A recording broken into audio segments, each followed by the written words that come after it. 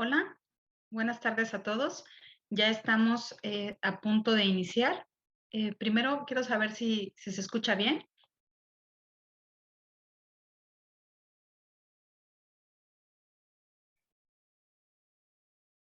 Perfecto, sí se escucha. Bueno, pues buenas tardes a todos. Mi nombre es Brenda Costa. El día de hoy yo voy a tener la gran oportunidad de presentar a nuestros ponentes. Y pues bueno, vamos a iniciar con el doctor Barranco Lampón Gilberto. Él es médico cirujano por la Universidad Nacional Autónoma de México. Él aparte está estudiando la licenciatura en Lenguas y Literatura Hispánica por la Universidad Nacional Autónoma de México.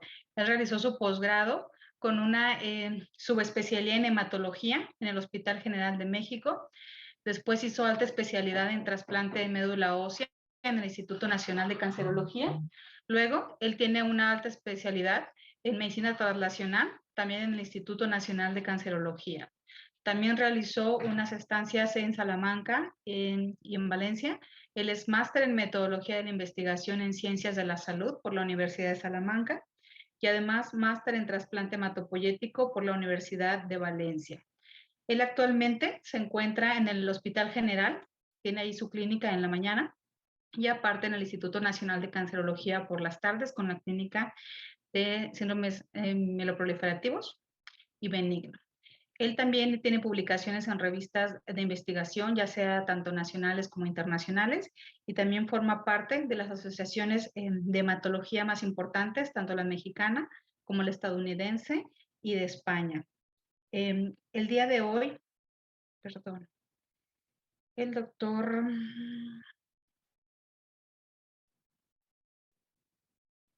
perdón, ¿cómo que se atoró esto? Ok, bueno, ok. El día de hoy el doctor Barranco nos va a presentar la siguiente ponencia. Doctor Barranco, adelante.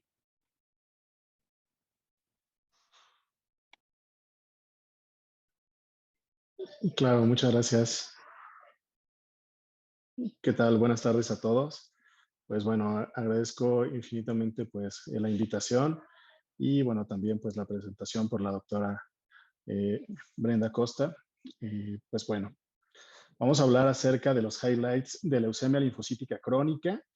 El tema es amplio porque vamos a abarcar el abordaje diagnóstico, seguimiento y actualizaciones en tratamiento. Entonces, bueno, vamos a tratar justo de eso, de identificar cuáles son los puntos pues, más importantes en la leucemia linfocítica crónica. ¿Vale? Esta es mi declaración de conflicto de interés. Y bueno, pues vamos a empezar con una breve introducción. Todos sabemos que esta leucemia linfocítica crónica, pues es la leucemia más frecuente en Estados Unidos y en Europa. Representa hasta el 30% de todas las leucemias. Puede ser que en México, pues, no sea tan frecuente. En realidad, los estudios estadísticos de estas enfermedades, pues, comentan que representa entre un 6 y 9% de todas las leucemias. Sin embargo, parece que está subdiagnosticada. Puede ser que este porcentaje, pues, se eleve en los próximos años porque, bueno, hemos mejorado un poco el diagnóstico, sobre todo en los médicos de primer contacto. La media de edad al diagnóstico a nivel mundial es de 72 años, pero también parece que en México se presenta en edades ligeramente más tempranas, con un promedio de edad de 67 años. Pero bueno, podemos ver que tanto en México como en el resto del mundo, pues parece que es una enfermedad sobre todo propia de adultos mayores, aunque hay sus excepciones y sobre todo pues suele ser los pacientes jóvenes los que más dolor de cabeza dan a la hora de que se requiera algún tratamiento. Entonces, bueno, pues para seguir el orden cronológico del tema de la sesión, pues vamos a abarcar los aspectos más importantes en cuanto al diagnóstico. La sospecha clínica, pues es muy importante, ¿sí? A veces, tan importante es que también es necesario decir que muchos pacientes no tienen síntomas, ¿sí? La enfermedad suele ser diagnosticada, pues fortuitamente porque estos pacientes de edad avanzada seguramente tienen otras comorbilidades que hace que vayan a control médico por alguna otra causa, se les haga una biometría hemática y en la biometría hemática pues se encuentra linfocitosis a expensas de linfocitos. Pero bueno, puede ser también que los pacientes lleguen a tener alguna sintomatología y los síntomas que generalmente presentan pues son síntomas causados por infiltración, síntomas B, o en alguna pequeña proporción de los pacientes también pueden incluso tener fenómenos autoinmunes como trombocitopenia inmune primaria, anemia hemolítica, ¿vale? Entonces, bueno, pues la sospecha clínica es importante, tal vez no es lo más importante, sí los estudios de biometría hemática que vamos a identificar la linfocitosis y una vez que se identifique esta linfocitosis, pues vamos a hacer el diagnóstico. En realidad, es una de las leucemias en las que no se requiere forzosamente pues un aspirado o una biopsia de médula ósea para hacer el diagnóstico. Se puede hacer con un inmunofenotipo de sangre periférica, en donde, bueno, vamos a identificar que estas células van a expresar marcadores de células B como CD19, inmunoglobulina de superficie, CD20, CD22, CD79, algunos otros marcadores aberrantes que nos van a permitir identificar a estas células como propietarias de un fenotipo patológico, como CD23, CD5, CD200, LEF1, que nos permiten hacer diagnóstico diferencial en algunos casos en los que se puede sospechar de otro tipo de linfoma, como por ejemplo el linfoma del manto, ¿vale? Suelen ser negativas, también esto nos ayuda a hacer esta distinción, por ejemplo, aciclina D1, que ya sabemos que en el manto pues, es positiva, ¿vale? Entonces, los estudios de imagen pues tampoco se recomiendan al momento del diagnóstico, suele no ser necesario realizar una tomografía simple o contrastada, ni siquiera tampoco una tomografía por emisión de positrones al momento del diagnóstico. A veces pues se recomienda hacer una tele de tórax, un ultrasonido abdominal, sobre todo si los pacientes pues no tienen datos clínicos que nos hagan sospechar de que haya alguna adenopatía que esté comprimiendo algún sitio o algún órgano en específico, ¿vale? Entonces, bueno, pues el diagnóstico, inmunofenotipo de sangre periférica, hay pacientes en los que también se pueden identificar adenopatías. Esas adenopatías se puede hacer una biopsia, de preferencia una biopsia excisional, para poderla enviar a patología y esas células expresarían un inmunofenotipo similar, ¿vale? Entonces, con estos estudios, nosotros podemos hacer pues la distinción entre este espectro de varias enfermedades que en realidad pertenecen a una sola, ¿no? La OMS en la actualidad identifica estas tres entidades, una linfocitosis monoclonal de células B. En esta entidad, pues ya vamos a identificar que la biometría hemática tiene elevación de los linfocitos, pero no superan una barrera de 5.000 linfocitos clonales. Tampoco nuestro paciente va a tener adenopatías o enfermedad extraganglionar. Eh, pero bueno, pues tal vez la cifra de linfocitos esté entre 3.000 y 5.000, ¿vale? Luego, tenemos la leucemia linfocítica crónica, ya así propiamente dicha, en la que pues esa barrera de los 5.000 linfocitos sí se va a superar y además el paciente puede tener afectación ganglionar o extraganglionar. O también tenemos la parte del linfoma de linfocitos pequeños, en los que no se identifica pues, una actividad importante a nivel de la sangre periférica, pero sí a nivel ganglionar. Y entonces, cuando nosotros hacemos una biopsia de ganglio excisional y podemos hacer el diagnóstico de esta entidad. En realidad, la célula neoplásica pues, es la misma en las tres entidades y solo varía un poco pues, la presentación clínica. ¿Vale? Bueno, una vez que tenemos el diagnóstico, pues seguimos utilizando estos sistemas de estadificación que como pueden ver pues ahí en la referencia ya son antiguos. Este es el sistema de RAI que nos identifica un riesgo bajo, intermedio, alto. En ese momento pues servían bastante bien para predecir supervivencia y podemos ver que los pacientes con un riesgo bajo, es decir, aquellos pacientes en los que solamente se identificó una linfocitosis por arriba de 5.000, pero los pacientes no tienen adenopatías, no tienen enfermedad extraganglionar, hepatoesplenomegalia, pues bueno, estos pacientes en riesgo bajo tienen una mediana de supervivencia de 10 años, ¿no? Quiere decir que a los 10 años el 50% de los pacientes van a estar vivos o iban a estar vivos, ¿no? A diferencia, pues, de los pacientes de riesgo alto, cuando ya encontramos hemoglobina baja, plaquetas bajas, pues la mediana de supervivencia disminuye a 6.5 años o disminuía en ese momento. Sin embargo, bueno, pues comparado con otro tipo de leucemias, otro tipo de neoplasias, pues tiene un muy buen pronóstico. Más si nos ponemos a pensar que esta enfermedad suele diagnosticarse pues, en edades avanzadas. Hay otro sistema de estadificación que es el sistema de Binet, es equivalente prácticamente al sistema de RAI y aquí pues también solamente requerimos de la biometría hemática, la exploración física de los pacientes. ¿Vale? Entonces, bueno, Ahora, pues ya tenemos el diagnóstico, ¿no? Muchas veces, pues los pacientes, es una pregunta recurrente, todos lo sabemos, pues nos dicen, bueno, doctor, ahora, ¿qué tratamiento me va a dar, no? Bueno, esta enfermedad se caracteriza por tener un curso indolente, ¿sí?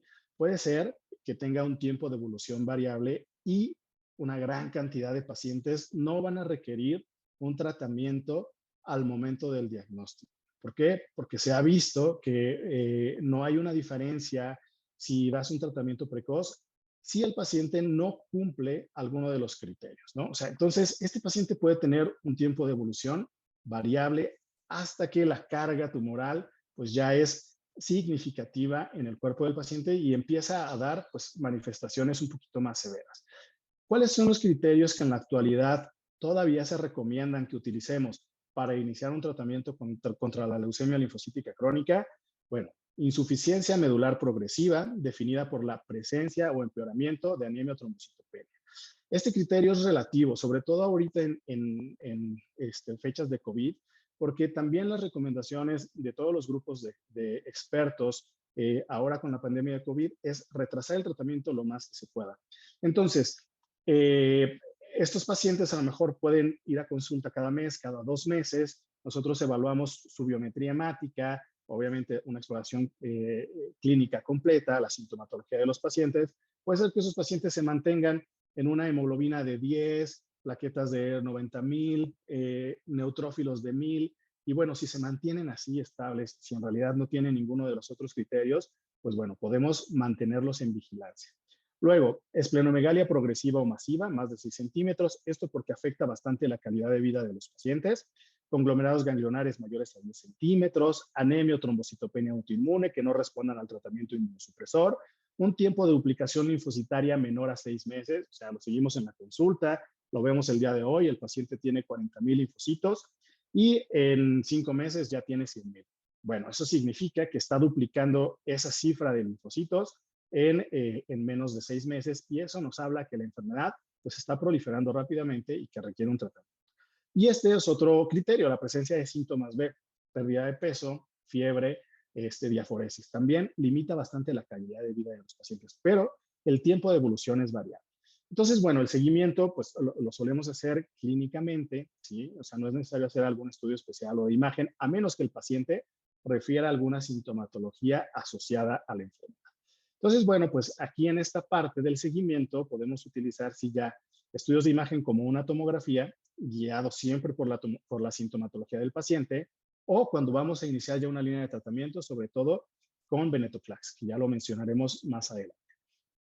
O si sospechamos que este paciente puede tener una progresión a un linfoma de alto grado, esto puede suceder en un porcentaje pequeño de los pacientes con leucemia linfocítica crónica, pues aquí sí está indicado hacer un estudio de PET-CT para evaluar zonas de metabolismo incrementadas, tomar una biopsia y tratar de identificar si está sucediendo una transformación. Bueno, muy bien. En este momento en el que el paciente ya requiere tratamiento, que ya tiene alguno de los criterios, aquí sí está recomendado y vale la pena, ahora sí, identificar factores pronósticos pues, actuales, vigentes. ¿Cuáles son los más importantes? Las alteraciones citogenéticas. De ellas, la más importante es la de lesión 17P, que es la que se ha visto que interfiere pues, en el pronóstico de los pacientes, sobre todo en la duración de la respuesta después de que se da algún tratamiento. Es equivalente pues también a encontrar una mutación en TP53. También otro factor de mal pronóstico es que nuestro paciente tenga un cariotipo complejo. El estado mutacional de la cadena pesada de inmunoglobulina también es importante. Los pacientes que tienen una clona no mutada tienen peor pronóstico y como a veces no es posible realizarlo de manera rutinaria en los hospitales, pues se pueden hacer marcadores subrogados de inmunohistoquímica y inmunofenotipo como CD38, SAP70, CD49, porque se ha visto que la expresión de estos marcadores se correlaciona con que los pacientes tengan una clona no mutada. Y bueno, pues estudios complementarios, los niveles séricos de beta-2 microglobulina, panel metabólico, niveles de DHL, un panel viral para hepatitis, tanto B como C, ecocardiograma y probablemente ya en este momento tal vez una biopsia de médula ósea para discernir si el paciente está cursando con citopenias por infiltración de la enfermedad o porque tenga algún fenómeno autoinmune, ¿vale? Entonces, en este momento, pues ya contamos con un sistema pronóstico propio de la leucemia linfocítica crónica. Es el CLLIP, ¿no? Pues, muy original. Entonces, bueno, este sistema pues incluye los siguientes factores: la deleción 17P, mutación de TP53, el estado mutacional de las cadenas pesadas de inmunoglobulina, la elevación de la beta 2 microglobulina, el estadio clínico y la edad. De tal manera que nuestros pacientes pueden llegar a tener una puntuación de 0 a 10 puntos, y eso nos va a servir para agruparlos pues, en estos grupos de riesgo, ¿no? Valga la redundancia. Fíjense que ahora sí el pronóstico cambia, ya no es tan sencillo como lo que nos decían en su momento Ray Binet. Un grupo de riesgo bajo tiene una probabilidad de supervivencia a 5 años de 93%. El grupo de riesgo intermedio, pues de 79%. Probablemente estos pacientes no van a tener criterios para iniciar el tratamiento. Ahora, los de grupo de riesgo alto, pues sí, la supervivencia disminuye significativamente y los de muy alto disminuye hasta 23% a 5 años.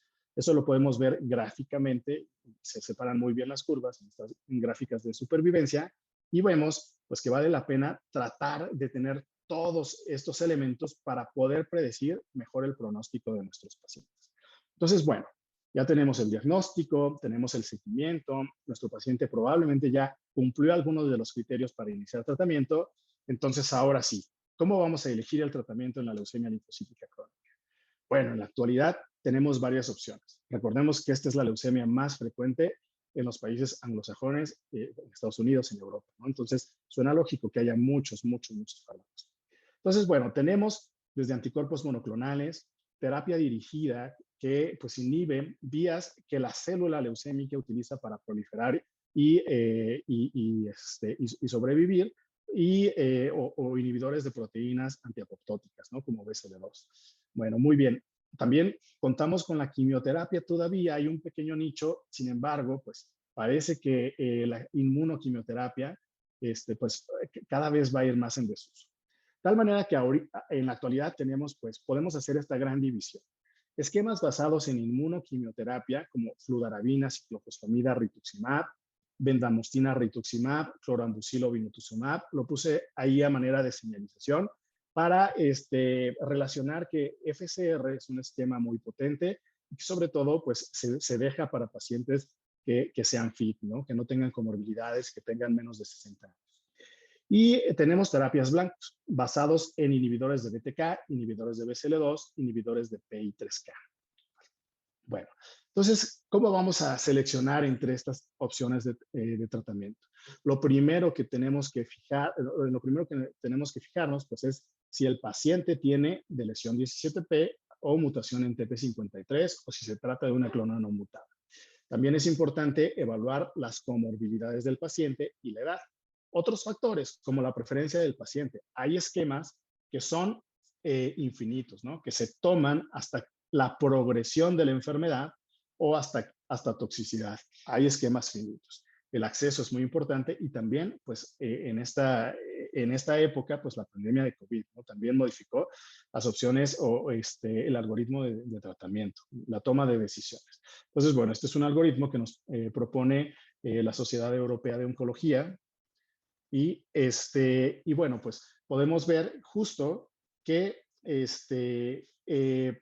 pues lo primero que tenemos que identificar es si nuestros pacientes tienen estas alteraciones de peor pronóstico, ¿vale?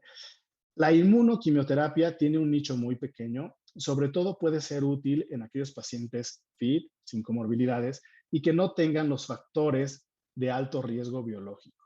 ¿Por qué? Bueno, pues porque se ha visto todavía a seguimientos de largo plazo que FCR, pues justo, pues puede producir un porcentaje importante de respuestas globales, incluso respuestas completas, hasta 44%, pero sobre todo en los grupos que tienen una clona mutada y en aquellos pacientes que no tienen alteraciones de mal pronóstico como de lesión 17P. ¿Vale? Entonces todavía ese nicho está ahí pues, vigente, ¿no? Justo en este momento se está llevando a cabo la reunión del Grupo Español de Leucemia Linfocítica Crónica y bueno, ellos prácticamente comentan que ya solamente un 5% de los pacientes tal vez siguen recibiendo este tipo de esquemas. Los otros esquemas pues, que se recomiendan en la actualidad y que seguramente pues, van a a tomar pues mayor peso, pues son esquemas basados en terapias incluso orales, como por ejemplo ibrutinib.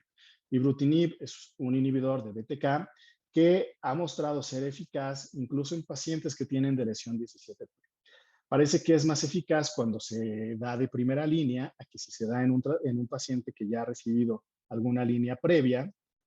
Y bueno, pues a pesar de que sí puede llegar a ser efectivo en los pacientes con lesión 17P, pues vemos, por ejemplo, en estas gráficas de supervivencia que de todas maneras, pues sí, estos pacientes pues siguen teniendo ligeramente un peor pronóstico que los pacientes que no tengan de lesión 17P.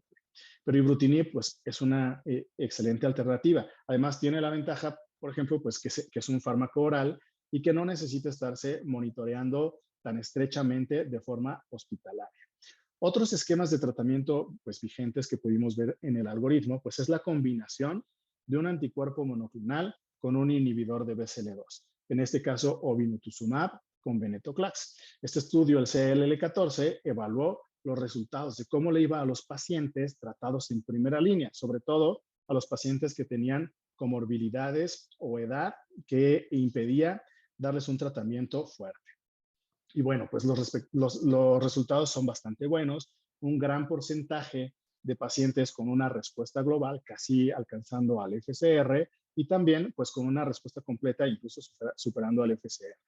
La cual, esta respuesta parece que se sostiene a lo largo del tiempo. Esta es una actualización a los 4 años. Podemos ver que los pacientes que recibieron este esquema, pues bueno, permanecen la gran mayoría libres de progresión y también sin necesidad de requerir un nuevo tratamiento. Sin embargo, si lo comparamos con clorambucil o vinotuzumab, bueno, pues parece que la supervivencia global no cambia, pero debemos de recordar que lo que nos importa en estos pacientes es justo eso, pues prolongar la supervivencia libre de enfermedad, porque son pacientes de edad avanzada. El perfil de seguridad de este tipo de combinaciones de venetoclax con obinutuzumab pues es bastante similar a los tratamientos previos con clorambucil o obinutuzumab. Y bueno, pues una vez que ya elegimos una línea de tratamiento, habrá otras opciones, como por ejemplo acalabrutinib o idelalisib. Pues bueno, ya que elegimos esta línea de tratamiento, pues entonces después evaluaremos la respuesta, ¿vale? Si utilizamos un esquema finito como inmunoquimioterapia, tenemos que evaluar la respuesta a los 2 meses. En los tratamientos continuos, pues es constantemente estar evaluando la respuesta clínica del paciente, la respuesta de laboratorio, y bueno, si pasan 2 meses sin que esta respuesta vaya incrementándose, pues prácticamente podemos tomar como la última medición como la mejor respuesta. Ahora, pues, ¿qué pasa en el contexto de recaída, refractariedad? Pues tenemos que preguntarnos, ¿cuál fue el tratamiento de primera línea y la duración de la respuesta, además del riesgo biológico? Y bueno, aquí prácticamente pues dominan los algoritmos de tratamiento, pues las combinaciones ya sea de fármacos dirigidos con anticuerpos monoclonales o incluso pues terapia dirigida en inmunoterapia. Entonces, por ejemplo, si utilizamos de primera línea esquemas basados en inmunoquimioterapia, pues ya dijimos, por lo regular, pues no damos nuevamente inmunoquimioterapia, a menos de que hayamos utilizado pues un tratamiento con bendamustina, rituximab en un inicio y la primera respuesta haya durado más de 36 meses. Luego, si utilizamos, si utilizamos inmunoquimioterapia en primera línea, pues podemos utilizar venetoclax, inhibidores de BTK o de PI3K delta en segunda línea. Todo depende, pues, de las comorbilidades del paciente, del costo, ¿sí? Ya dijimos que los inhibidores de BTK, pues, son tratamientos que se toman hasta la progresión. Los esquemas basados en venetoclax suelen ser tratamientos finitos. Si utilizamos como primera línea inhibidores de BTK, pues, bueno, tenemos la opción de utilizar como segunda línea los esquemas basados en venetoclax o en inhibidores de PI3K delta como idelalisib. ¿Vale? Todavía podríamos pensar en utilizar inhibidores de BTK, sobre todo el acalabrutinib, cuando el motivo de cambio de línea de tratamiento es por intolerancia, porque se ha visto que si es por intolerancia, pues los pacientes pueden seguir respondiendo bien al acalabrutinib y probablemente tolerarlo mejor. Si utilizamos el venetoclax como tratamiento de primera línea, pues bueno, utilizamos en la recaída los inhibidores de BTK o los inhibidores de PI3K delta. Ahora, el trasplante alogénico. ¿Tiene algún papel el trasplante alogénico en la leucemia linfocítica crónica? Bueno, es difícil contestarlo, sobre todo en esta época que ya tenemos estas herramientas de tratamiento dirigida. Podemos ver que a lo largo del tiempo el trasplante hematopoyético en los pacientes con leucemia linfocítica crónica ha ido disminuyendo el número de trasplantes. Y esto pues tiene una razón, ¿no? En realidad, las respuestas sostenidas a lo largo del tiempo con el trasplante hematopoyético alogénico no son tan espectaculares, ¿sí? Por ejemplo, una mediana de supervivencia a 6 años de un 51%. Algo muy, muy importante que a mí me llama la atención es el alto porcentaje de enfermedad de injerto contra huésped crónica severa que puede ocurrir en estos pacientes. Entonces, bueno, y si vemos esta tabla, pues también la supervivencia global a 10 años, pues solamente es de un 35%. Estos basados en resultados de un grupo muy grande de pacientes reportados por el EBMT. Entonces, bueno, pues cuando hacemos el trasplante halogénico, pues a lo mejor si no tenemos acceso a estos nuevos medicamentos, pues que parece resultar con menos efectos secundarios y con respuestas incluso similares o mejores al trasplante. Ahora, una pregunta que se hace comúnmente en estos foros cuando se habla de leucemia linfocítica crónica es, enfermedad mínima residual. ¿Hacemos la medición de enfermedad mínima residual en la práctica clínica? Pues bueno, todavía no está recomendado. ¿Para qué se ha visto que puede ser útil la enfermedad mínima residual? Sobre todo se hace en los ensayos clínicos. Y cuando se obtiene enfermedad mínima residual negativa, que lo definimos como menos de una célula de LLC por 10.000 leucocitos, ya sea en sangre periférica o en médula ósea, se ha visto que estos pacientes que logran enfermedad mínima residual indetectable o negativa, pues tienen mayor supervivencia libre de progresión. ¿Ok? Tal vez no curación, pero sí mayor supervivencia libre de progresión. Y eso abre la puerta pues a la toma de decisiones, pero repito, en ensayos clínicos. Y un ejemplo, pues lo voy a mostrar en las diapositivas siguientes, pues es cómo se está planteando que pudiera llegar a ser los nuevos tratamientos para la leucemia linfocítica crónica. Este es un estudio pues, que a mí me llama mucho la atención, que es el estudio Captivate, en donde se está combinando dos fármacos bastante poderosos contra la LLC, ibrutinib y venetoclax. Entonces, bueno, se les da a los pacientes primero ibrutinib durante 3 ciclos, luego ya la combinación de ibrutinib con venetoclax, todo esto para disminuir el riesgo de lisis tumoral, y luego se evalúa, o sea, se evaluó más bien, pues qué pacientes lograron enfermedad mínima residual negativa y quiénes no. Aquellos que lograron una enfermedad mínima residual negativa se aleatorizaron otra vez para, se aleatorizaron para ver si seguían recibiendo ibrutinib como mantenimiento o ya se pasaban a placebo. O sea, ya no recibían ninguna intervención.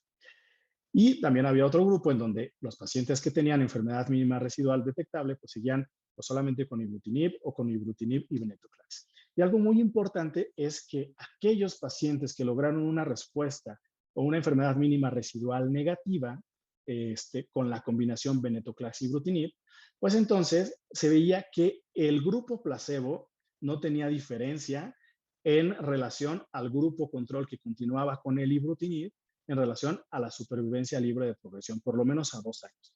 Esto quiere decir que probablemente con esta combinación potente, los pacientes pueden pasar un buen periodo de tiempo sin requerir tratamiento.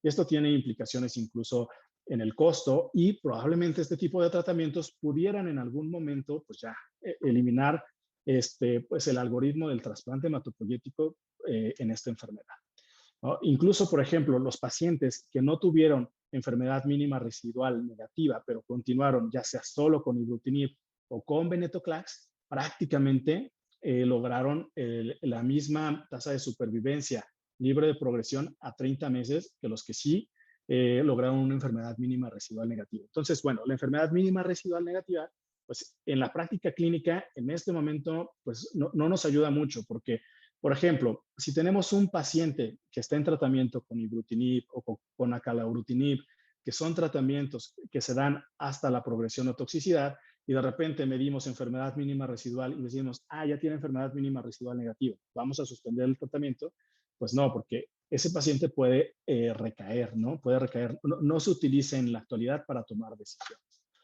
Bueno, parece que pues vamos bien en tiempo.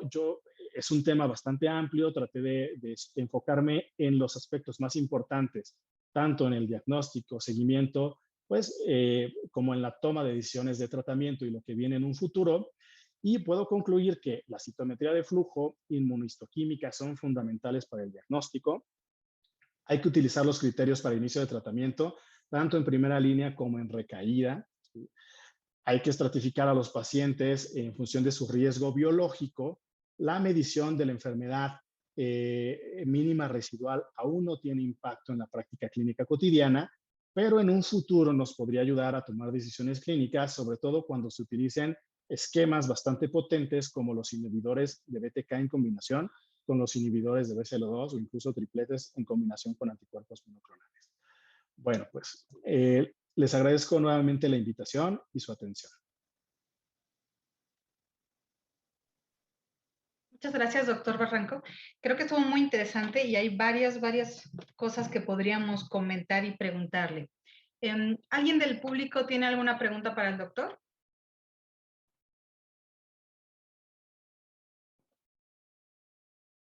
Déjame checo el chat a ver si hay algo. Bueno, pareciera que no hay ninguna.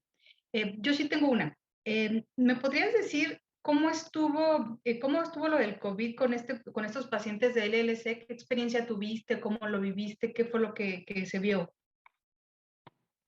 Sí, claro, la verdad es que fue bastante interesante porque durante las primeras olas de COVID, incluso cuando los pacientes no estaban vacunados, parece que primero fue que los pacientes dejaron de ir, sobre todo pues porque esta enfermedad permite eso, ¿sí? Incluso hacer telemedicina, puede ser que no es estrictamente necesario que los veamos en la consulta. Entonces, durante la primera, incluso segunda ola, pues eso pasó. Luego vinieron las vacunas, los pacientes empezaron a sentirse un poco más seguros y pues me llamó mucho la atención que justo en esta última ola fue cuando más contagios y enfermedades graves de COVID he identificado en los pacientes con LLC, incluso pues pacientes que desafortunadamente han fallecido e incluso pacientes que ya tenían la vacuna, ¿no? Los fármacos que utilizamos, todos, FCR, los anticuerpos monoclonales, los inhibidores de BTK, todos pues van a disminuir la capacidad del paciente de mostrar una buena respuesta inmunológica, ¿no?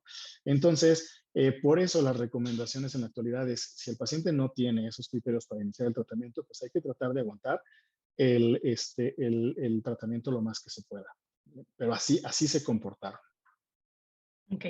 Quizá, bueno, todos tenemos esta idea, ¿no? De que quizá todos bajaron un poquito la guardia con todas las vacunas, pudiera llegar a ser. Otra pregunta muy rápida, tú lo mencionaste, en tu experiencia, más o menos, ¿cuánto tiempo pasa de que los diagnosticas a que requieren inicio de tratamiento? Una próxima. Sí, esto ya lo hemos empezado a medir justo con pacientes ahí del INCAN y más o menos pues tardan una media de 9 meses de tratamiento en promedio, ¿sí? Sobre todo porque los pacientes que ya llegan al instituto pues ya llegan porque tienen sintomatología o llegan pues porque ya pronto van a tener algún criterio para iniciar tratamiento. Ya entiendo, muchas gracias. Bueno, no veo que nadie más haya levantado la mano, no sé si hay alguna otra pregunta. Bueno, si tienen alguna otra pregunta, por favor escríbenla al chat y en cuanto tengamos oportunidad, la responde el doctor o si no alcanzamos, le pedimos que nos la responda por el chat. Muchas gracias, doctor. Muchas gracias a ustedes. Continuamos la siguiente charla. Es un gusto para mí presentar al doctor Roberto Villa Martínez. Él es médico egresado de la Universidad Autónoma de Chiapas, hizo hematología en el Hospital de Especialidades Centro Médico Nacional Siglo XXI en el Instituto Mexicano de Seguridad Social. Él es jefe de servicio de oncohematología y trasplante de médula ósea en el Hospital Ángeles Lomas. Es coordinador nacional del programa de trasplante de médula ósea. Él, pues bueno, muy conocido ya por muchos. Los médicos que están ahorita en formación, pues lo van a empezar a ver mucho al doctor. Él participa activamente en estudios clínicos, ya sea propuestos por su grupo o estudios internacionales.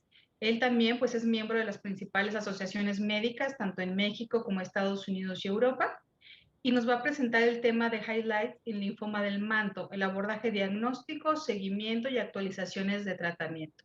Doctor Villa, bienvenido. Muchas gracias, Brenda, por tu presentación. Muchas gracias al Instituto por invitarme nuevamente a estas jornadas. Y para mí es un gusto, un privilegio estar nuevamente con ustedes.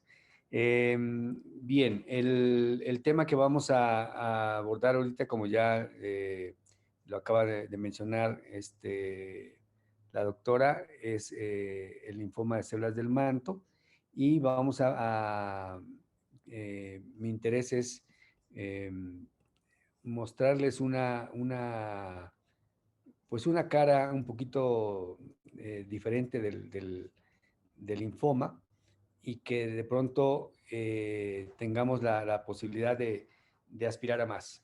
Yo casi estoy seguro que entre el público hay varios hematólogos que se han enfrentado al linfoma de células del manto, y esta es una patología que de pronto puede, pues cada vez que nos llega un caso, es un reto, es un problemón, es un tema difícil, no es algo que estemos tan cotidianamente, pero sabemos que es una enfermedad grave. Esta patología afortunadamente tiene una incidencia de aproximadamente un 4 al 6% de todos los linfomas, lo cual aparentemente es una incidencia baja. Sin embargo, sabemos que cuando se presenta es grave. Entonces vean ustedes acá en estas guías de NCCN, en las cuales el panorama que se nos muestra es un panorama complejo. Empecemos con que la enfermedad, si es una enfermedad voluminosa y si tiene un comportamiento agresivo o indolente. Aunque Perdón, doctor, parezca, sí. no vemos su presentación. Ah, no me digas. Permíteme un segundo.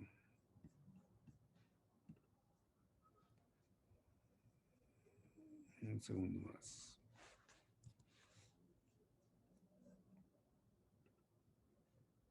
¿Ahora? No, todavía no. Todavía no. Ok, permíteme un segundo más. Debe estar allá abajito un botón que dice Share Screen. Okay. Ah, ¿Está? ya está empezando. Perfecto, doctor, ahí está. Bueno. Entonces les decía que NSCN nos muestra este panorama complejo. Existe la modalidad agresiva, que son los más, y una modalidad indolente, que son los menos, y que bueno, sí existe el indolente en el manto, el cual pues sí se comporta tal vez parecido a una LLC, o un poquito menos, que no implica un problema serio. Sin embargo, cuando estamos ante un linfoma agresivo, lo primero que tenemos que pensar es si es candidato o no al trasplante de médula ósea. Y ya por este lado nos podemos enterar que, bueno, aquellos que son candidatos pues se van a ir a una terapia agresiva, a un ensayo clínico de preferencia, y los no candidatos a trasplante pues serán ensayos clínicos o terapias menos agresivas. Ideal es que la terapia intensiva que se vaya a utilizar obtenga la remisión completa y de ahí se vaya al trasplante autólogo y posteriormente reciba mantenimiento con rituximab. Hoy en día existen otras opciones de monoclonales anti-CD20 como el ovinutuzumab, y de pronto pues lo ideal es darle monitoreo a nuestro paciente y que rebase los 5 años para que sepamos cómo va, y si recae, pues ya es otro capítulo bastante complejo también. En los no candidatos, pues son ensayos clínicos, hay que considerar el mantenimiento de rituximab, y obviamente estos pacientes van a enfrentar un reto adicional que muchas veces nos van a poner en esa tesitura que es muy interesante para nosotros los hematólogos, en qué vamos a hacer con nuestro paciente. No nos vamos a cruzar de brazos y vamos a tratar de darles la mejor opción. Déjenme ver ahora. Bien, aquí tenemos todavía por la NCCN diferentes regímenes de terapia intensiva. Veamos este RDHA, que es rituximab, dexametasona, citarabina, y emplea platinos, cualquiera de estos tres. Otros son el RCHOP, el RDHAP, que también son terapias intensivas y que se van a combinar. El régimen nórdico, que igualmente tiene una intensidad nada especial, se le ha dado por llamar un maxi-chop, y el rituximab y las dosis altas de citarabina. El Hipercevat, tan preferido en los Estados Unidos, sobre todo en MD Anderson, que fueron ellos los que lo propusieron, y el cual alterna dos fases de tratamiento, la fase A con ciclofosfamida, vincristina, doxorubicina y dexametasona, y luego se alterna con la fase B, que son dosis altas de metotrexate y dosis altas de citarabina, rituximab por supuesto. Y entonces, después de esto, si nuestro paciente es candidato, lo debemos llevar a un trasplante autólogo de médula ósea. Regímenes menos intensivos que han aparecido recientemente es la combinación de bendamustine-rituximab. Menos agresivos, bueno, bendamustine-rituximab, utilizar este esquema que es Velcade, rituximab, ciclofosfamida, doxorubicina y prednisona. RCHOP, este esquema que también vale la pena no perderlo de vista, lenalidomida, rituximab, que es una terapia ya inmunoterápica que va a emplear pues un inmunomodulador con un anti-CD20. Y hay otros regímenes que han modificado el Hipercevat para tratar de hacerlo más accesible a pacientes que son mayores de edad, mayores de 65 años. Y por supuesto, esquemas de consolidación, de mantenimiento, que vamos a tratar de prolongar esa sobrevida libre de progresión. Aquí les muestro una curva en la cual este grupo de pacientes, de 97 pacientes que participaron en la fase 2 del MD Anderson cuando estaban evaluando el Hipercevat combinado con las dosis altas de metotrexate y citarabina. Y vean ustedes que lo que nos dice después de 13 años, 13.4 años, es que hay una sobrevida global de 10.7 años, observan todos los pacientes. La mediana de sobrevida libre de falla es de 4.8. La sobrevida global obviamente es mejor en los jóvenes que en los adultos. Y esto pues, nos da una incidencia acumulada de transformaciones o leucemias relacionadas al tratamiento, como es la leucemia mieloide aguda o los síndromes mielodisplásicos, de un 6.2%. Y aquí las curvas nos deja ver que pues sí, a los menores de 65 años les va mejor que a los mayores de 65 años. Entonces, Hipercevat, con toda la intensidad que tiene, de pronto nos entrega ciertos resultados modestos. Aquí tenemos un grupo también bastante antiguo ya, que nos mostró que el ibrutinib era una molécula capaz de lograr resultados favorables en el linfoma de células del manto. Y vean ustedes que aquí lo dividieron en aquellos que habían recibido antes bortezomib, que no habían recibido bortezomib o que habían recibido previamente bortezomib. Y los resultados fueron bastante similares, respuestas completas de un 25% en el primer grupo y parciales de 48%, y en el siguiente, los que habían recibido bortezomib, 40% de remisiones parciales y 25% de remisiones completas, para hacer un total de respuestas completas de 23% entre ambos grupos y 44% de remisiones parciales. No son despreciables estos resultados, tomando en cuenta que ibrutinib se usó como monoterapia y que además es una terapia no agresiva en un padecimiento que lamentablemente pues tiene una gravedad per se. Del mismo ensayo, vean ustedes acá, la sobrevida libre de progresión, que nos está mostrando que a 24 meses solamente el 31% está con una sobrevida libre de progresión, y a nivel de sobrevida global, a los 24 meses el 47%.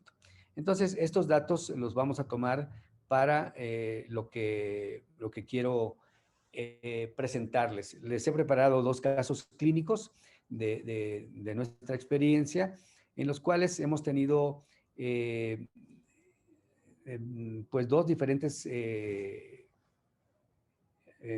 vamos a llamarle respuestas muy favorables, y una de ellas al final diré si es una serendipia o no.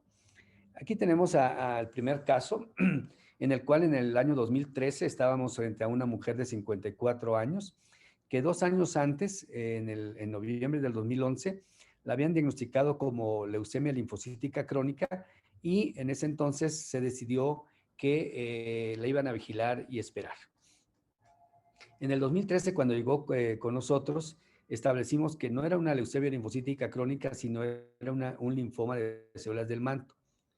La paciente presentaba esplenomegalia, su inmunofenotipo era CD5 positivo, CD20 positivo, CD23 negativo y ciclina D1 positivo, lo cual nos establecía el diagnóstico de manto.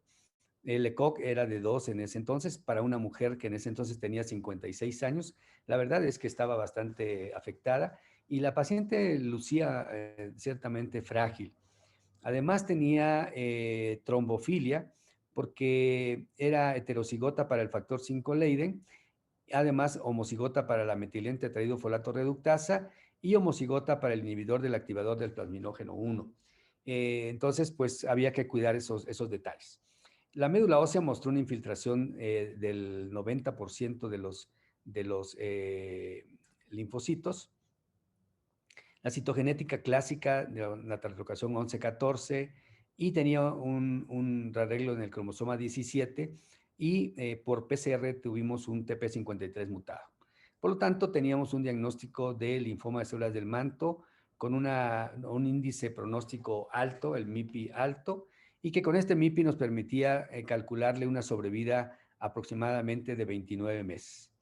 Vean ustedes la biometría del inicio, 116,000 leucocitos, no tenía blastos, el 93% eran linfocitos aparentemente maduros, 108,000 linfocitos en total, no tenía anemia, tenía 15 gramos de hemoglobina, plaquetas normales, y por supuesto que todo esto corroboraba perfectamente la beta-2 microglobulina de 2.3, la creatinina de 1 y la DHL de 213, el SAP70 de 21%.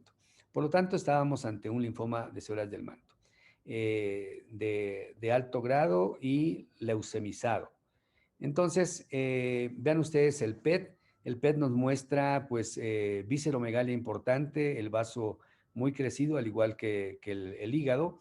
Y la inmunohistoquímica nos mostró el CD20, el CD5, la ciclina D1 y el KI67 francamente positivos, lo cual no dejaba duda al diagnóstico. La citogenética, como ya mencioné anteriormente, tenía la translocación 11-14 y pues ya teníamos con una mayor claridad el diagnóstico y el pronóstico. Y aquí nos faltaba elegir la terapia. En ese entonces, pues a esta paciente podíamos ofrecerle el Hipercevat. Recuerden que tenía un ECOG de 2 y una apariencia frágil.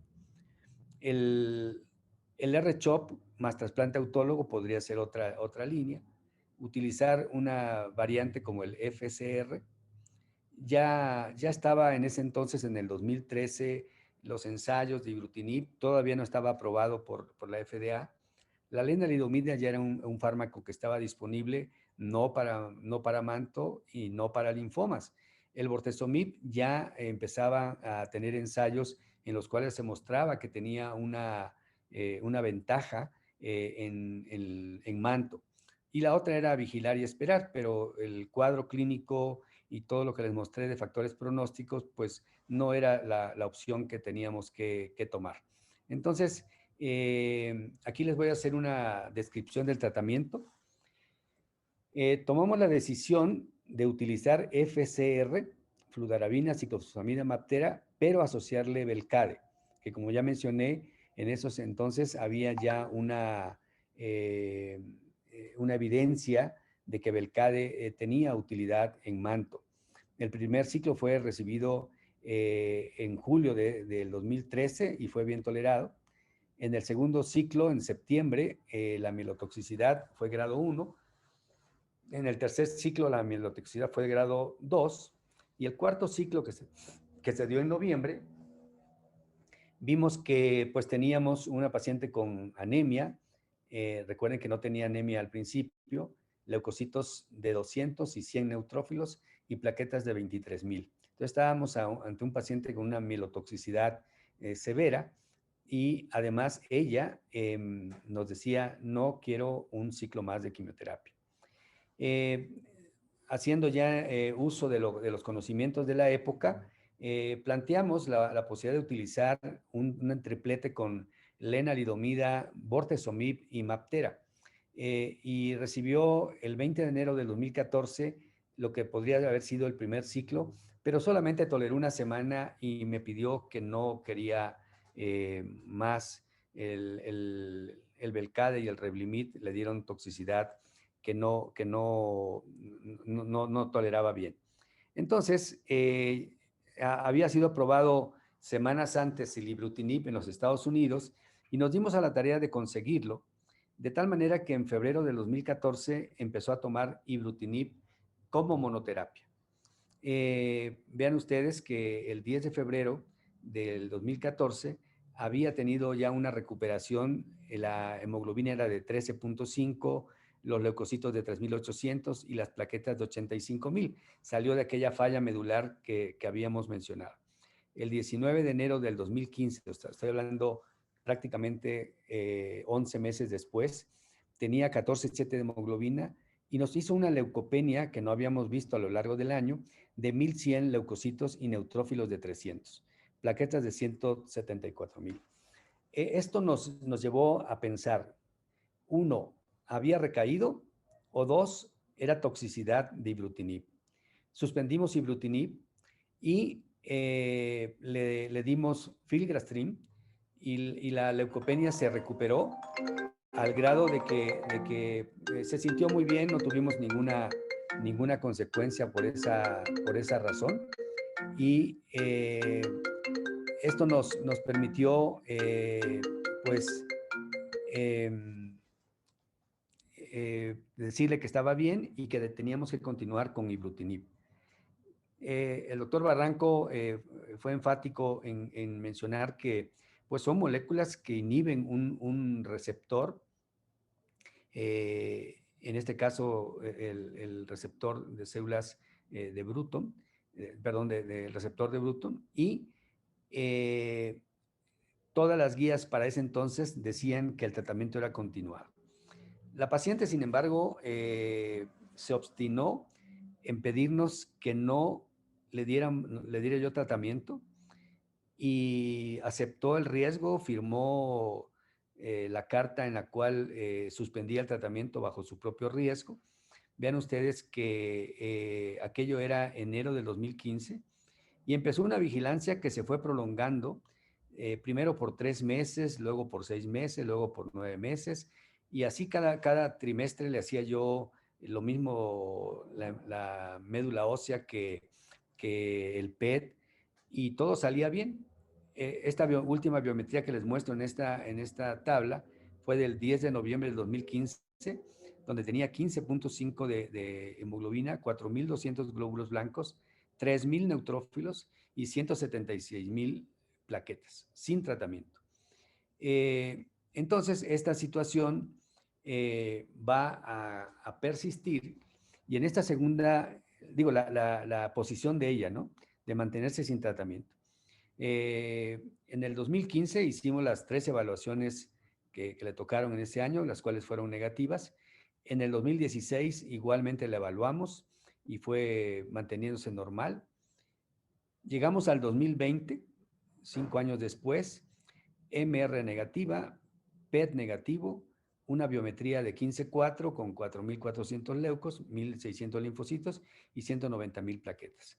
Aquí tienen el PET, ahorita lo van a ver en otro tamaño, el inmunofenotipo y el cariotipo con la ausencia de la translocación 11-14, 5 años después. Bien, Aquí tenemos el PET del 2015, cuando ella decide no más tratamiento, y vemos que pues no hay datos de actividad metabólica que sugiera actividad activa maligna. Y 5 años después, en el 2020, seguimos viendo esta misma imagen.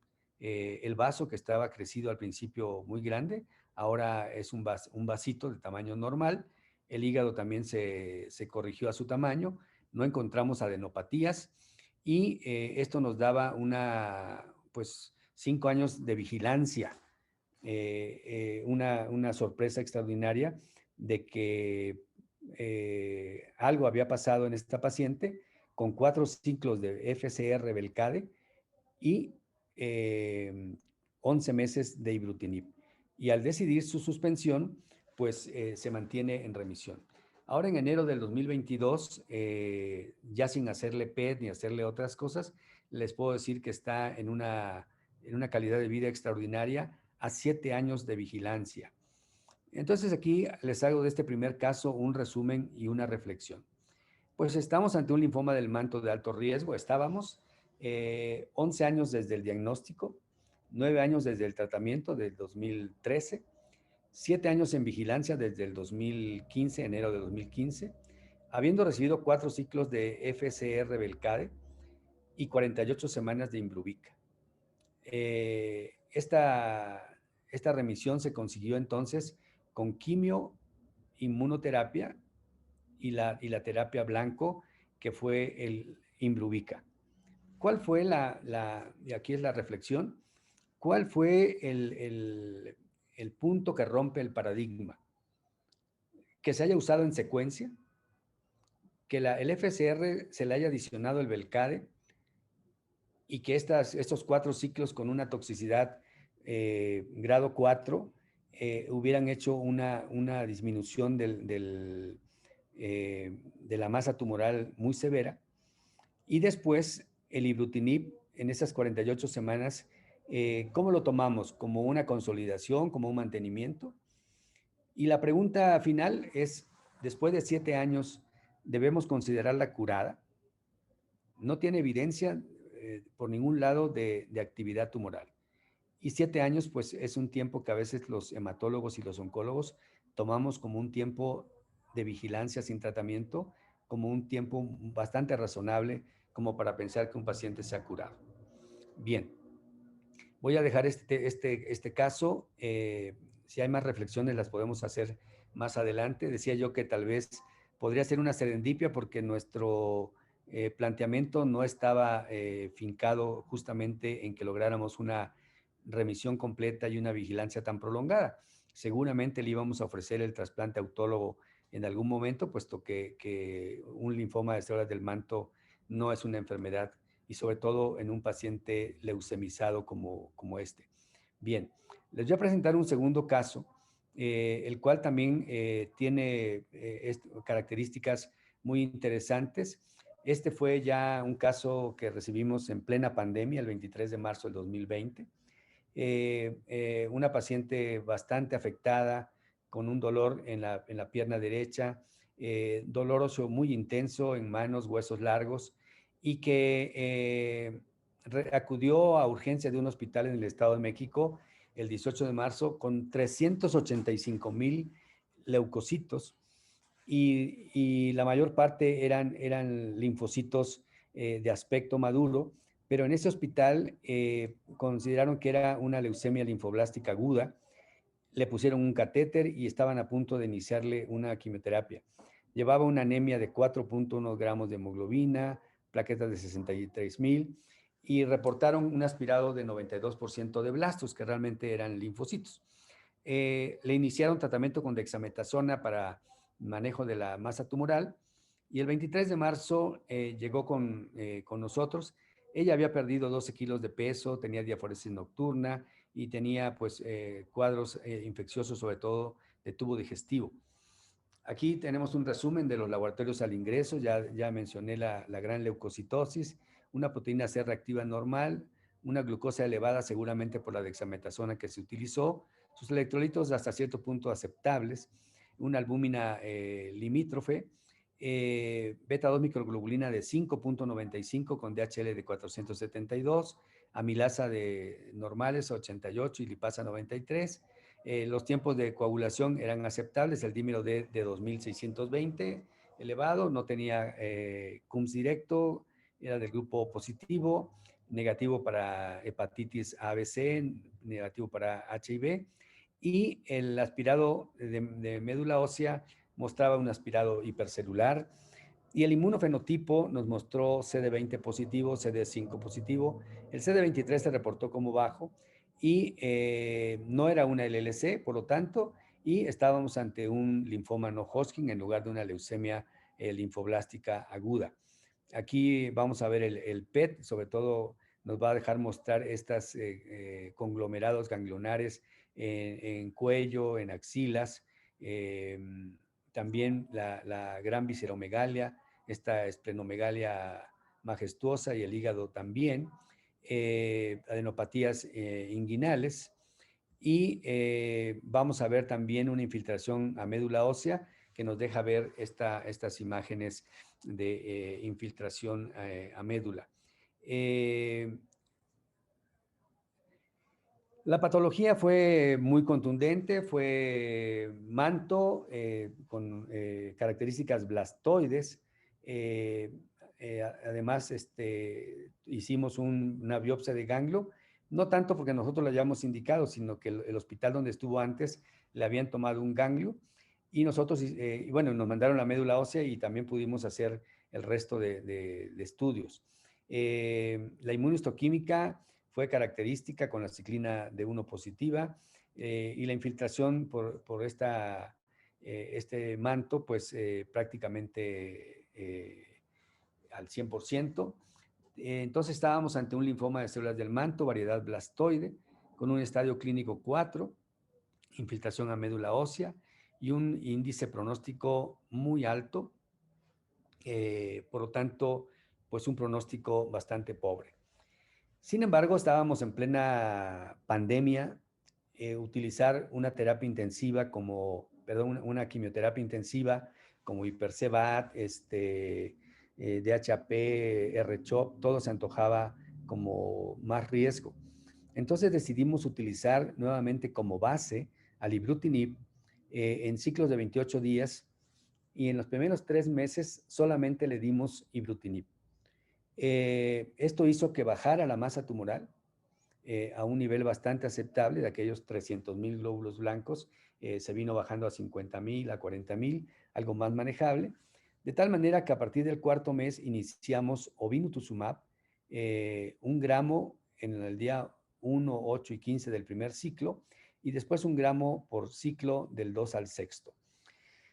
Y al terminar ibrutinib, obinutuzumab recibió venetoclax, el cual llegó a dosis de 400 miligramos al día.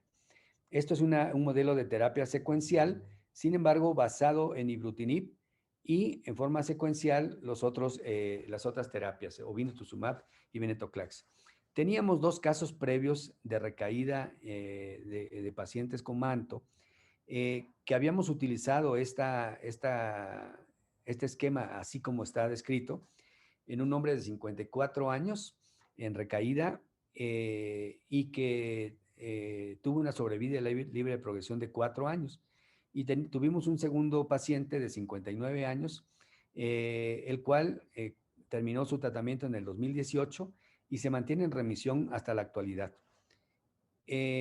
Con esos antecedentes en nuestro grupo, decidimos iniciar este esquema para esta paciente en primera línea. Vean ustedes que después del ibrutinib, en junio del 2020, el inmunofenotipo salía compatible con linfoma de células del manto en un 52%. Ya sabemos que ibrutinib no nos va a inducir enfermedad mínima residual y que lo que vemos es una disminución, pero no tenemos una enfermedad mínima residual rápida. Entonces, como ya dije, inició el obinutuzumab y aquí tenemos ya la enfermedad mínima residual de noviembre de 2020, después de los 6 ciclos de obinutuzumab, y ven ustedes que ya está en enfermedad mínima residual negativa, indetectable. con una beta-2 microglobulina de 1.9, cuando la había tenido prácticamente en 6, 5.9. En esta enfermedad mínima residual habíamos leído más de 10 millones de eventos, por lo tanto era muy confiable el no encontrar a la enfermedad por citometría de flujo. Aquí tenemos el PET de diciembre del 2020, el cual también nos muestra que aquel vaso que habíamos visto se había reducido a un tamaño normal y el hígado también había obtenido un tamaño normal y tal vez el esqueleto nos mostraba esa imagen de infiltración que había tenido originalmente. Aquí les muestro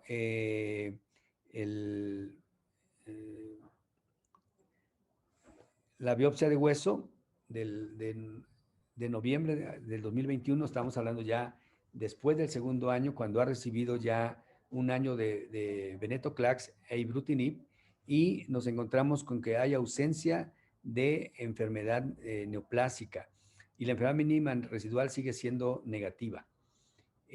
Aquí tenemos el PET de noviembre del 2021, el cual es negativo, el vaso se mantiene muy pequeño y el hígado también normal, y ya no vemos a nivel de esqueleto datos de infiltración.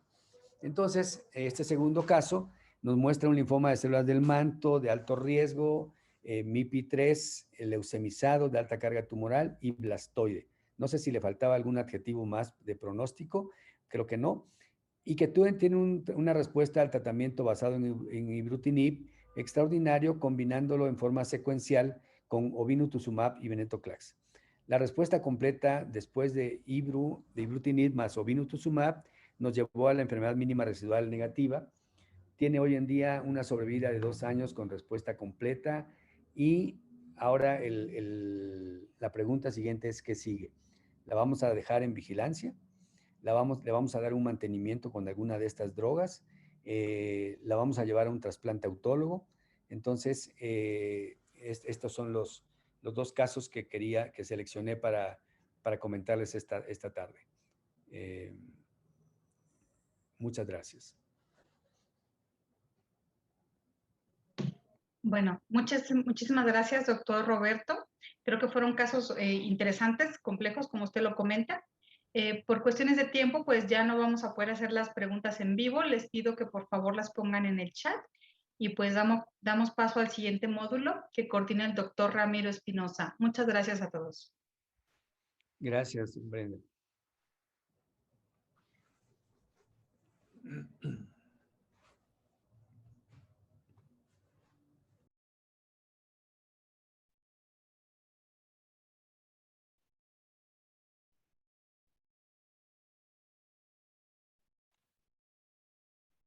Doctor Ramiro Espinosa, adelante.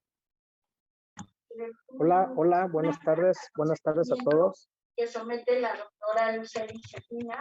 Hola, buenas tardes a todos, bienvenidos a nuestra reunión anual médica. Es un placer para mí estar con ustedes para hablar sobre lo que son los highlights, lo que es el tratamiento de primera línea en pacientes con mieloma múltiple. Nuestra siguiente ponente es la doctora Maribí Mateos, profesora e investigadora de la Universidad del Hospital Universitario de Salamanca. Es recientemente elegida como la presidenta de la Asociación Española de Hematología y Hemoterapia, por lo cual le felicitamos muchísimo, doctora Marí, por esta asignación. Agradecerle, como siempre, el apoyo para todos nosotros con sus brillantes participaciones y charlas, y creo que esta va a ser de manera excepcional.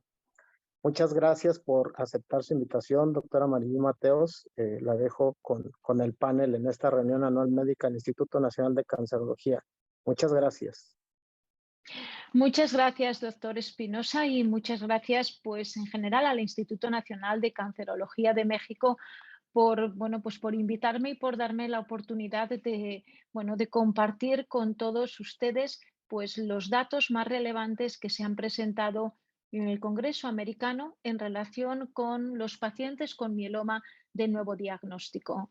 Y podemos ver en la siguiente diapositiva, aparecen mis conflictos de intereses y, bueno, pues ASH 2021 aun y a pesar de que por motivos del COVID fue híbrido y parcialmente de presencia física y virtual, hubo casi 900 abstracts relacionados con mieloma. Importante señalar que hubo importantes publicaciones basadas en la biología, en biomarcadores, en estudios en precursores del mieloma y fundamentalmente en cuanto a tratamiento del mieloma, yo diría que es un año de consolidación. Y si nos referimos al mieloma de nuevo diagnóstico, que es lo que me toca tratar, pues de nuevo, yo creo que es un año de consolidación de datos y un poco, aunque sea un poco spoiler para la conclusión final, los anticuerpos monoclonales anti-CD38 y daratumumab en particular forman parte de la primera línea de tratamiento tanto de pacientes candidatos como de pacientes no candidatos a trasplante. Aquí ven nuestras guías europeas que son bastante comunes a otras guías publicadas hace aproximadamente un año, donde vemos cómo tenemos para los pacientes candidatos a trasplante como estándares de inducción VRD o daratumumab en combinación con VTD. Dara-VTD ya vemos cómo tenemos un triplete junto con el componente, con el anticuerpo monoclonal daratumumab, y durante este AS se han actualizado algunos datos del estudio Casiopeia. Sí que me gustaría resaltar de nuevo esta diapositiva presentada en ASCO para resaltar cómo el añadir daratumumab, en este caso a VTD, produce un beneficio significativo en supervivencia libre de progresión con una tendencia clara también a mejorar la supervivencia global. Y ello, como sabemos, se deriva de una mejor calidad de las respuestas, ya que un mayor número de pacientes cuando reciben el triplete más daratumumab consiguen no solo respuesta completa, sino también enfermedad mínima residual negativa. Y esto que se actualizó en el Congreso americano, vemos cómo si nos centramos en pacientes que alcanzan respuesta completa y mínima negativa, independientemente de la segunda randomización, mantenimiento con DARA versus observación, el añadir DARA ya desde el principio aumenta la probabilidad de alcanzar mínima negativa. Sabemos hoy por hoy que es importante alcanzar la enfermedad mínima residual negativa en un punto concreto, pero tan importante mantenerla a lo largo del tiempo. Y vemos cómo de nuevo hay una proporción de pacientes superiores para mantener la enfermedad mínima residual negativa a 1 año y a 2 años cuando reciben daratumumab. En otras palabras, si añadimos daratumumab ya desde el momento de la inducción, vamos a multiplicar por 2 la posibilidad de que ese paciente no solo alcance mínima negativa, sino que además la mantenga a 1 año y a 2 años. Como saben, en este estudio también había un mantenimiento en el que daratumumab se comparaba con observación. Y de nuevo vemos cómo durante el mantenimiento e independientemente de la inducción que el paciente hubiera recibido, el recibir daratumumab aumenta la tasa de enfermedad mínima residual negativa e igualmente la probabilidad de mantenerla como negativa a lo largo del tiempo. En la parte derecha de la diapositiva, y para mí es el mensaje más importante, vemos la importancia de incorporar el anticuerpo monoclonal ya desde la inducción y probablemente sea más relevante que durante el mantenimiento, porque vemos aquí cómo Dara-VTD seguido de DARA o de observación son los 2 grupos de pacientes que tienen la tasa más alta de enfermedad mínima residual negativa. Cuando nos vamos a VTD, cuando reciben DARA de mantenimiento, mejora la calidad de la respuesta. Esto es claramente significativo, pero para mí lo más relevante es añadir el anticuerpo monoclonal ya desde el principio. Con respecto a VRD, pues tenemos nuevos estándares que nos van a posicionar en que el futuro de la inducción del paciente joven sea VRD, también más el anticuerpo monoclonal anti-CD38. Y es cierto que se presentó un abstract con isatuximab en lugar de daratumumab. El objetivo primario de este estudio fue evaluar la enfermedad mínima residual negativa después de 6 ciclos de inducción y vemos cómo las tasas de respuesta completa después de la inducción no eran muy diferentes entre isatuximab VRD y VRD solo, pero es cierto que cuando nos vamos a analizar la tasa de enfermedad mínima residual negativo, un 50% de los pacientes alcanzaron mínima negativa frente a un 36% con VRD. Estos son los primeros datos que tenemos y obviamente se necesita esperar más seguimiento para ver cómo se traduce esto en supervivencia libre de progresión. Desde el punto de vista de la seguridad, el añadir el anticuerpo monoclonal anti-CD38 isatuximab produce prácticamente efectos secundarios que conocemos para los anticuerpos anti-CD38, como ese aumentar la incidencia de neutropenia, aumentar la incidencia de infecciones con algunas reacciones a la infusión. Y junto con VRD e isatuximab tenemos datos más consolidados de lo que será probablemente el siguiente estándar, que es VRD más daratumumab. Este es el estudio Griffin que fue actualizado en ASA, VRD trasplante, VRD y LENA de mantenimiento versus DARA en combinación con VRD o importante como parte del mantenimiento.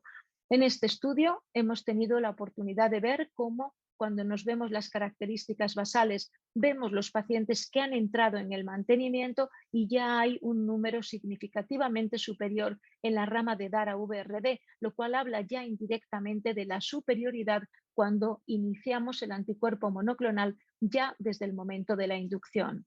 Aquí vemos cómo las respuestas mejoran a lo largo del tiempo. Siempre existe una superioridad para DARA-VRD. Después de la inducción, el trasplante, la consolidación mejora muchísimo, la tasa de remisiones completas hasta un 52% y vemos cómo durante el mantenimiento con DARA y lenalidomida durante los 2 primeros años que reciben los 2 fármacos, hasta un 80% de pacientes alcanzaron respuesta completa frente a un 60% cuando reciben lenalidomida solo. Y eso ya se ha traducido en una diferencia en supervivencia libre de progresión. En los análisis anteriores no se había visto. Es cierto que esto es un estudio randomizado fase 2. El objetivo primario no fue ver estas diferencias, pero sí que vemos cómo, aun y a pesar de que el estudio no estaba planeado para ver obligatoriamente diferencias en PFS, hay ya un beneficio significativo y para mí es importante ver cómo casi el 90% de los pacientes permanecen vivos y libres de progresar a 3 años. Desde el punto de vista de la seguridad, de nuevo, nada nuevo que añadir con respecto al perfil de seguridad que conocemos ya para VRD y para daratumumab, aumentando la incidencia de neutropenia y de infecciones del tracto respiratorio fundamentalmente superior y que se controlan con antibióticos. Importante si nos centramos en los objetivos principales del estudio Griffin: tasa de remisiones completas estrictas, mínima residual negativa, la superioridad de DARA-VRD se mantiene a lo largo de todos los subgrupos de pacientes y es importante fundamentalmente la tasa de enfermedad mínima residual negativa, como sigue siendo superior para los pacientes mayores de 65 años con ISS3, con citogenética de alto riesgo o incluso con citogenética de alto riesgo revisada, incluyendo las alteraciones del cromosoma 1. Por lo tanto, el hecho de que estos pacientes de alto riesgo tengan una posibilidad mucho mayor de alcanzar mínima negativa va a ser importante para vencer el mal pronóstico de la presencia de estas alteraciones citogenéticas. Por lo tanto, con respecto a la inducción, en este congreso americano, pues tenemos la consolidación de DARA-VTD con respecto a VRD. Isatuximab más VRD pudiera ser un nuevo estándar de tratamiento, pero necesitamos datos más maduros. DARA-VRD tenemos datos maduros con el estudio Griffin y tenemos pendiente el estudio Perseus, que incluye 800 pacientes para el cual el objetivo primario es la supervivencia libre de progresión.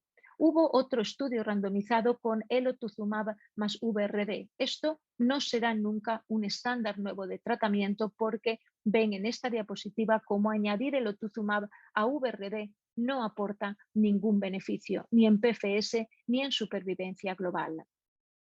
Seguiremos haciendo trasplante a nuestros pacientes jóvenes, puesto que vemos que es una estrategia complementaria y desde el punto de vista del mantenimiento, LENA es el estándar de tratamiento, DARA en monoterapia basado en el estudio Casiopeia Personalmente creo que no va a ser un nuevo estándar de tratamiento, pero sí en combinación con lenalidomida, basado en los datos preliminares que les he mostrado del estudio Griffin y que se confirmarán probablemente en el estudio Perseus. Otro mantenimiento, el inhibidor de proteasoma ixazomib en combinación con lena versus lena solo en el grupo español. Vean cómo no hay absolutamente ninguna diferencia y por lo tanto de nuevo ixazomib pues no debe ser añadido a lenalidomida, al menos si queremos mejorar la supervivencia libre de progresión con respecto a lena solo, porque vemos cómo no hay una diferencia. Sin embargo, un aspecto importante de cara a potencialmente parar el tratamiento cuando los pacientes están bajo mantenimiento y alcanzan enfermedad mínima residual negativa. Esto lo hicimos en este estudio y a 2 años de mantenimiento, si la mínima era negativa, los pacientes discontinuaban el mantenimiento y si era positiva, continuaban con lenalidomida. Aquí que les muestro en la parte derecha de la diapositiva cómo cuando se para el mantenimiento en los pacientes que están en mínima negativa, la mediana de PFS no se ha alcanzado, la curva se mantiene bastante bien y los pacientes con mínima positiva, aun cuando continúan con lenalidomida, la curva es significativamente peor. Hay, no obstante, algunos pacientes en la curva de mínima negativa que siguen recayendo aun cuando habían alcanzado mínima negativa a los 2 años. Estos pacientes les adelanto que son pacientes que tienen características de mal pronóstico y por lo tanto un mensaje que necesita ser confirmado pero que puede ser importante para la práctica es: si mi paciente no tiene características de alto riesgo y alcanza enfermedad mínima residual negativa y se mantiene en este caso por 2 años, potencialmente podríamos parar el mantenimiento y vamos a ver cómo la curva se mantiene. Ahora bien, si tiene características de alto riesgo, no les recomiendo parar el mantenimiento porque probablemente los pacientes vayan a recaer. Esta es la información de daratumumab y lenalidomida de mantenimiento que antes les mencionaba en cuanto a la tasa de remisiones completas, y lo mismo es aplicable a la enfermedad mínima residual negativa, y a los 2 años hay un 64% de pacientes que alcanzan mínima negativa frente al 30% de lena solo. Por lo tanto, como les mencionaba anteriormente, en los pacientes candidatos a trasplante nos movemos claramente hacia la consolidación de los tripletes más el anticuerpo monoclonal anti-CD38 y hoy por hoy daratumumab es el que tenemos más consolidado. Un par de estudios realizados en pacientes fundamentalmente de alto riesgo y con alguna característica especial, como el ensayo máster DARA-KRD trasplante, DARA-KRD, DARA-KRD segunda consolidación, lena de mantenimiento. El 57% de los pacientes tenían citogenética de alto riesgo y lo importante de este estudio es que es un tratamiento adaptado a la respuesta. Y después del trasplante, si el paciente alcanza mínima negativa, paran el tratamiento y pasan a una observación. Si es mínima positiva, reciben 4 ciclos de consolidación, repiten mínima y si negativa van parando y así sucesivamente. Con esta aproximación, hasta el 80% de los pacientes alcanzan mínima negativa y entran en este proceso. Cuando vemos cómo se traduce esto en supervivencia libre de progresión, vemos cómo, aunque el seguimiento es corto, y me gustaría recalcar que el seguimiento es corto y por lo tanto tenemos que esperar, los pacientes que no tienen características de alto riesgo o solo una alteración citogenética de alto riesgo, vemos cómo en principio, aun cuando paren el tratamiento porque tienen mínima negativa, la PFS se mantiene. Ahora bien, los pacientes con ultra alto riesgo, esta aproximación no es válida porque vemos cómo en cuanto los pacientes alcanzan mínima negativa y paran el tratamiento, empiezan claramente a recaer. Les digo ser cautos porque el seguimiento del estudio vean cómo es corto y por lo tanto necesitamos más seguimiento para confirmar que simplemente con esta aproximación y con una determinación de mínima negativa en un punto podamos parar el tratamiento. Para mí me resulta un poco tratamiento, 4 ciclos de DARA-KRD trasplante y si la mínima es negativa, parar el tratamiento. Me gustaría que ese paciente recibiera una consolidación o un mantenimiento y que evaluara la mínima residual mantenida en el tiempo, por lo menos a 1 año, para estar mucho más seguros de parar el tratamiento. El grupo inglés ha realizado un estudio específicamente en pacientes con características de ultra alto riesgo. Y para mí este estudio es importante porque vemos cómo representa una total therapy novedosa, incorporando daratumumab y VRD más ciclofosfamida, un trasplante con bortezomib, 2 consolidaciones que llevan dara-VRD o dara-VR y posteriormente dara-lena y de mantenimiento. Y lo comparan con un grupo semejante, con características de ultra altos riesgos, pero tratado de manera convencional, con KRD más ciclofosfamida o ciclofosfamida lena y dexa, trasplante y lena de mantenimiento. Y que vemos que claramente los pacientes de alto riesgo o de ultra alto riesgo necesitan estrategias de tratamiento diferente, porque en la parte de la derecha vemos la curva de supervivencia libre de progresión, comparando el nuevo estudio con esta terapia mucho más intensa con respecto a la convencional, y hay una diferencia importante. Por lo tanto, los pacientes de alto riesgo necesitan estudios más específicos, estudios diseñados con una terapia más intensa y duradera a lo largo del tiempo para poder ofrecerles no solo una respuesta óptima, sino una duración de la respuesta que sea también aceptable. Brevemente, para los pacientes mayores, porque ha habido menos novedades, les presento aquí los 3 estándares que conocen: VRD, con la peculiaridad de que no se realizó específicamente en pacientes mayores y que aunque hay un beneficio en supervivencia libre de progresión para los pacientes mayores de 65 años, VRD versus RD, este beneficio desaparece en términos de supervivencia global. Y tenemos los 2 nuevos estándares dara-VMP y dara-lena y dexa, con datos estupendos, no solo en términos de supervivencia libre de progresión, sino también de supervivencia global. Y como saben, pues dara-lena y dexa diríamos que es el gran ganador, con una mediana de supervivencia libre de progresión que va a superar los 5 años para pacientes mayores no candidatos a trasplante, en el que más de un 40% de los pacientes eran mayores de 75 años. Ya ha habido una actualización del estudio de calidad de vida, estudios de calidad de vida para correlacionarlo con la respuesta, y vemos en la parte izquierda cómo tanto el estado global de salud, fatiga y dolor, cuando la respuesta es mejor es en la calidad de vida que presentan estos pacientes, y en la parte derecha de la diapositiva vemos cómo evalúan la calidad de vida en el momento de que los pacientes progresan o recaen, y vemos cómo hay un empeoramiento significativo o al menos no mejoría en un porcentaje importante de pacientes en el momento de la progresión.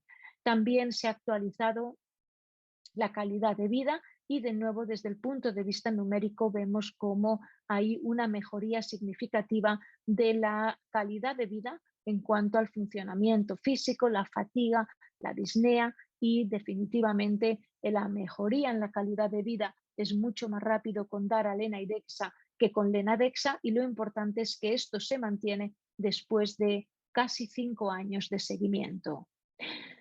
Para pacientes intermedios, pacientes FIT, otra combinación basada en daratumumab junto con ixazomib, el inhibidor de proteasoma oral, realizado por el grupo holandés. Desde mi punto de vista, estos datos son positivos, pero creo que mejorables. Estamos hablando de pacientes que tienen una escala de fragilidad intermedia o FIT, por lo tanto estamos combinando el anticuerpo monoclonal anti-CD38 daratumumab con el inhibidor de proteasoma, y honestamente, aunque los datos son aceptables, yo hubiera esperado una supervivencia libre de progresión mayor de este 1 año y medio, y de hecho hemos visto cómo con dara-lena y dexa o con dara-VMP tenemos supervivencias libres de progresión mucho más largas y que se han visto cómo se mantienen tanto en los pacientes FIT como en los pacientes frágiles. Termino con esta presentación que me parece muy importante, y aun a pesar de que tuvo críticas en cuanto a la metodología, se trata de simular 3 escenarios de pacientes mayores tratados en primera línea con Dara-Lena-Dexa, con VRD o solo con Lena y Dexa. ¿Cuáles serían los rescates para estos pacientes en el momento de la recaída? POMA o carfilzomib para Dara-RD, para VRD y RD, esquemas basados en daratumumab.